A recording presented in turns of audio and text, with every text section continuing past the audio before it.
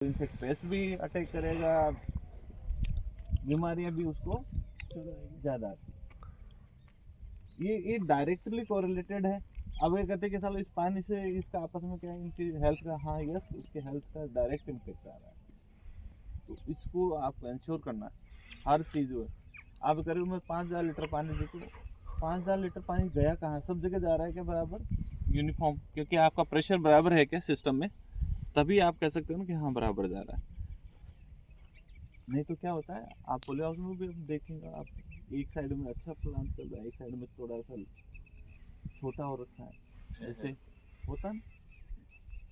Primary school में जब prayer होती है ना सुबह, क्या करते हैं, छोटे बच्चे का और बड़े इसमें जिधर से पानी आ रहा है वहाँ बड़ा बच्चा है, जिधर पीछे जा रहा है वहाँ छोटा बच्चा है, इसका मतलब प्रेशर का प्रॉब्लम है।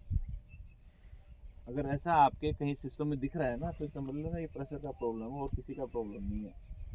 और वो प्रॉब्लम धीरे धीरे, अभी तो आपकी यील्ड पे दे रहा है सीजन वन सीजन, धीरे धीरे आपके ड्रिपर को चोक करता है, क्योंकि जितने फर्टिलाइजर हम यूज करते हैं वो फर्टिलाइजर उस ड्रिप से निकलता है, और वहाँ वो सोल्ट धीरे धीरे जाके डिपॉजिट होता है। जहाँ स्लो होगा पानी, वही पानी का उसमें जो गंदगी है या सॉल्ट है ना, वो डिपोजिशन करना शुरू कर देगा। आपने पानी दिया, बंद कर दिया, एक दिन 2 दिन तक वो पानी फिर दोबारा से चलेगा तो टर्न आएगा। उस ड्रिपर में जो पानी था, लेब्रियंथ खोल के देखें, उसमें पानी उड़ जाता है, और उसके जो सॉल्ट थे वो धीरे धीरे डिपोजिशन कर देते हैं। एक बार डिपोजिशन शुरू हो गई ना, किसी एक आदमी को पथरी हो गई ना, स्टोन, तो वो स्टोन बड़ा बड़ा एक बार निकाल दे वहीं दोबारा आ जाएगा, क्योंकि उसको जगह बन गई वो। तो ऐसा ही उसमें वो स्टोन आना शुरू कर देता है और ड्रिपर को क्लॉग कर देता है, क्योंकि इसके अंदर में पड़ा है, इसलिए हमको पता ही नहीं चल रहा किधर पानी आ रहा है किधर जा रहा है। वो तो हमारा मल्च के नीचे है ड्रिपर। ओपन फील्ड में तो फिर भी आप देख लोगे कि पानी आ रहा है कि नहीं आ रहा, और कम ज़्यादा आ रहा है तो हम तो कह सकते हैं कि पानी आ रहा है कैसे, हाँ ट्रिकलिंग हो रही है, कितना आ रहा है पता नहीं। वो ड्रिप का लाइफ को भी खत्म करता है। ओवर द पीरियड ऑफ 2 साल 3 साल बाद हम कहते हैं साहब ये तो बेकार हो गया, चौक हो गई सर, उसका कॉस्ट है। और किसकी वजह से, सिर्फ इग्नोरेंस करना कि उसको प्रेशर का हमने ध्यान नहीं दिया। तो ये प्रेशर उतना ही इम्पोर्टेंट है सारे सिस्टम की मेंटेनेंस और उसकी जो जो ना एफिशिएंसी पे, चाहे वो प्रोडक्शन की हो। तो जहाँ जहाँ भी आपको नज़र आ रहा हो ना, उसको अभी से ध्यान देना शुरू कर देना, उसके जो प्रेशर बिल्डअप करने के लिए जो तरीके अपनाने ना, वो आपको कर लेना। क्लियर। ये यूनिफॉर्मिटी जो हम जो करें ना, छोटे बड़े आगे पीछे हो जाते हैं, जिसको कम पानी जाएगा तो वो छोटा बढ़ेगा, जिसको ज़्यादा जाएगा तो वो ज़्यादा बढ़ेगा। बहुत ज़्यादा पानी आएगा तो वहाँ बीमारियाँ आने का भी चक्कर होता है, उल्टा भी हो जाता है। तो ऑप्टिमम एक वर्ड होता है, पर्याप्त मात्रा में है। वो ऑप्टिमम को हमको समझना होगा कि ऑप्टिमम क्या है, और वो होता है, डिपेंड करता है हमारा वेदर कंडीशंस पे।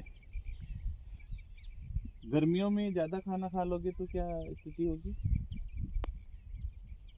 हम आप ह्यूमन के साथ में इसको कनेक्ट करना, जितने भी प्रोडक्टिविटी है ना, ये कोई भी सिस्टम है, पौधा हो चाहे जानवर हो, तो हम आपस में आपके ऊपर डाल के देखो, पचाएंगे नहीं, अपच होगी, हमको बेचैनी होगी। और वही आप अगर सर्दी में खा लिए तो सर्दी में इंटेक ज्यादा रहता है, सर्दियों में वजन क्यों बढ़ता है, सर्दियों में वजन बढ़ता है ना, हर आदमी का वजन आप चेक करना, सर्दियों में आपको ट्रेंड मिलेगा, वजन बढ़ा हुआ मिलेगा, क्योंकि हमारा खुराक बढ़ जाती है, खाना खाने की हैबिट बढ़ जाती है, और लेते भी हम न्यूट्रिशियस फूड है। क्यों लेते हैं, क्योंकि सर्दी है, हमको ज़्यादा एनर्जी है, ज़्यादा ताकत की ज़रूरत है, इसलिए। ऐसे ही प्लांट्स में भी होता है। अभी सर्दियों में उसको अपटेक कम हो रहा है, क्योंकि ये वेदर सारे उससे हो रहा है। और पानी का जो मैं फिर कह रहा हूँ, शायद पहले बताया नहीं बताया, मैं रिपीट कर दे रहा हूँ। पानी पौधे को देते हैं, उसका करीबन 95 से 97% पानी ट्रांसफायर कर देता है। पानी जो पौधे को दे रहे हो 95 से 97% तो ट्रांसफायर, यानी पानी हवा में उड़ जाता है, और किसके थ्रू, स्टोमेटा के थ्रू जाता है। अगर मान लीजिए वातावरण में अभी जैसे नमी ज़्यादा है, तो स्टोमेटा ट्रांसपिरेशन कम होगा, क्योंकि ट्रांसपिरेशन का मतलब है कि लिक्विड फॉर्म में पानी अपटेक हो रहा है और बाहर जा रहा है, वो वाष्प के रूप में जा रहा है। तो वो चेंज कौन कर रहा है? नहीं, स्टोमेटा कैसे चेंज करेगा? वो वेदर कंडीशंस चेंज करती है। अगर तेज धूप होगी तो जल्दी से पानी सूख जाएगा, तो ज्यादा पानी का अपटेक होगा। हवा में नमी ज्यादा होगी, धूप तेज है, नमी भी ज्यादा है, तो कम होगा, क्योंकि नमी वहां से जब तक डिस्प्लेस नहीं होगी तब तक वो पानी को आने के लिए, आप पहले ही 5 लोग हो किसी एक गाड़ी में, और 5 आ जाएंगे कि बिठा लोगे क्या? ज्यादा ज्यादा 1 आधा 2 और फंसा लोगे, उसके बाद में कहते भैया नहीं अब दूसरे को देखो, है ना। ऐसे ही वातावरण में एक नमी का लेवल होता है, वो नमी ऑलरेडी अटेंड हो चुकी है, 70-80% आपका मॉइस्चर अवेलेबल है, नमी है, तो उसकी वाष्पन जो प्रक्रिया है उसको प्रभावित कर देगा, यानी अपटेक कम करेगा। पानी है, धूप भी है, लेकिन वाष्पन करेगा, कम करेगा। कम करेगा इसका मतलब क्या है कि स्टोमेटा कम खुलेगा। और ये कम ज्यादा जो वेदर कंडीशंस जो हमने बात की है ना, वो खुलने को क्या प्रभावित करता है? आपकी फोटोसिंथेटिक एक्टिविटी को डायरेक्ट इम्पैक्ट करता है। मैं कुछ नई चीज नहीं बता रहा हूँ, सबने पढ़ा है। आपका बैकग्राउंड क्या है एजुकेशनल?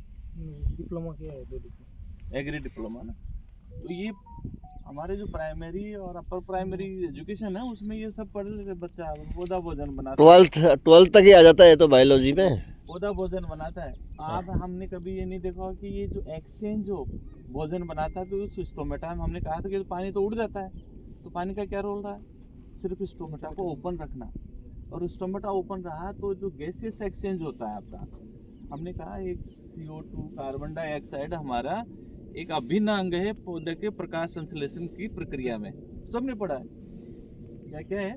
पानी एक हाथ लगता है, एक हरापन होना चाहिए पौधे में, एक सूर्य का प्रकाश होना चाहिए, एक कार्बन डाइऑक्साइड, सारी चीजों की जरूरत होती है। तो कि कार्बन डाइऑक्साइड तो वातावरण में, वातावरण से पौधे के सिस्टम में कैसे जाएगी? रास्ता क्या है? घर में घुसने का दरवाजा एक है, दरवाजा ही बंद रहेगा तो आदमी अंदर बाहर नहीं जा सकता, दरवाजा खुला रहेगा तो अंदर बाहर आ सकता है ना। तो वो दरवाजा वो स्टोमेटा है, और वो स्टोमेटा अगर पार्शियल क्लोज रहा है या पूरा बंद हो गया तो क्या होगा?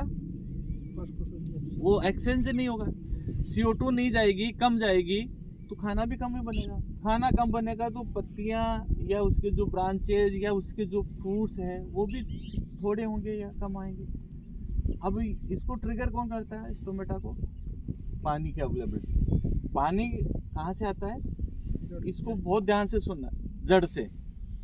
जड़ में पानी हम लोग देते हैं, जो भी मीडिया है उसमें पानी भर दिया, तो पानी देने की कंडीशंस क्या रहती है? सूखी जमीन है, उसको अपन ने ग्लास में रख लिया, आधा भर लिया, उसमें 2 ढक्कन 3 ढक्कन में पानी का डालूंगा तो पानी नजर आएगा? मैं आप लोगों से पानी नजर आएगा? नहीं आएगा। और 3 ढक्कन डाला, थोड़ा आएगा, और ज्यादा 4 ढक्कन डाला, पानी अपर लेवल पे आ गया। इनको, इसका मतलब वो जो पहले 2-3 ढक्कन मैंने 4 ढक्कन पानी डाले वो दिखे नहीं थे, इसका मतलब उस जमीन या मिट्टी के कणों के बीच में कोई स्पेस है जिसमें जाके वो पानी समा गया और मेरे को नजर नहीं आ रहा। इट मीन्स जमीन में जब भी पानी देते हैं तो सॉइल पोर्स होता है, पोरोसिटी बोलते हैं इसकी। ये बहुत कॉम्प्लेक्स कॉन्सेप्ट है, आपस में ऐसे उलझे हुए हैं। पानी ज्यादा दे दिया तो क्या करेगा कि वो सेचुरेशन जैसी कंडीशन ला देगा, यानी कि हवा का प्रमाण जो है ना खत्म कर देगा। मिट्टी में हवा अकेली भी गड़बड़ है, अकेला पानी भी गड़बड़ है। अकेली मिट्टी में पानी हवा रहेगी तो पानी अपटेक, पानी है नहीं, इसका मतलब अपटेक किसका करेगा? अगर पूरा पानी हो गया तो जैसे सक्शन करते हैं ना अपन, पानी एंटी ग्रेविटेशनल फोर्स जाता है, पानी ग्रेविटी, हमने छोटा सा पत्थर फेंका, थोड़ी दूर आके वापस गिर जाता है। पानी नीचे से जड़ से लेके और ऊपर तक जाता है, 400 मीटर तक के पौधे होते हैं वहाँ। ये कहाँ से पूल जनरेट होता है? Because of stomata. जो पत्ती के ऊपर जैसे अपने रोए बने हुए हैं ना, हजारों लाखों की संख्या में होते हैं पौधे पे, और वहां से पानी धीरे धीरे उड़ता है, तो वो जो पूल क्रिएट होता है उसको बोलते हैं ट्रांसपिरेशन पूल। क्या बोलते हैं? ट्रांसफर। और वो पूल ही उसको सक्शन को ऊपर ले जाता है।